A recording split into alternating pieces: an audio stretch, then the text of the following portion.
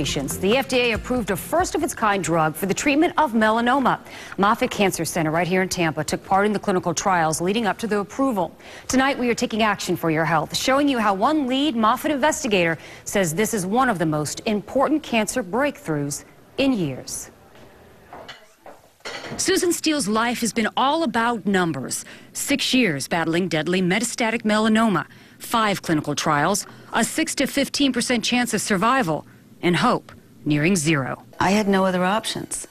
This was it. Then she tried a new drug called venurafimab that shrunk her tumors by 70% in 8 months. This is a real drug with major effects, major benefit to patients. Dr. Weber took part in the trial, Moffitt Cancer Center being the only institution in Florida to do so. I was very impressed to see people who arguably were halfway to death's door come in having lost 30 pounds and then within weeks feel better, symptoms disappear. Patients take 4 pills in the morning, 4 at night, every day.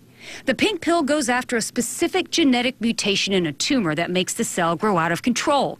The drug attaches itself to the mutant protein and simply kills the cancerous cell quickly. But it clearly prolongs survival compared to any other treatment that we have, the so-called standard chemotherapy that we've had in the past. As with many treatments, there are side effects. Fatigue is one, and in some cases, the development of new cancers. And if they happen, we cut them out.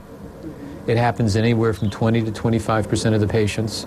But if you ask the patients, would they trade having to have a small surgery on their arm or leg or some other sun-exposed area to get rid of this little skin tumor for the response rate of 50% and prolonged survival that we've seen, they'll take the squamous cancer any day. Melanoma is one of the most deadliest forms of cancer. Usually patients live only 9 months, which is why this is such a big deal. We have some patients who've been on the drug well over a year, year and a half, almost out to 2 years, and their tumors have not returned.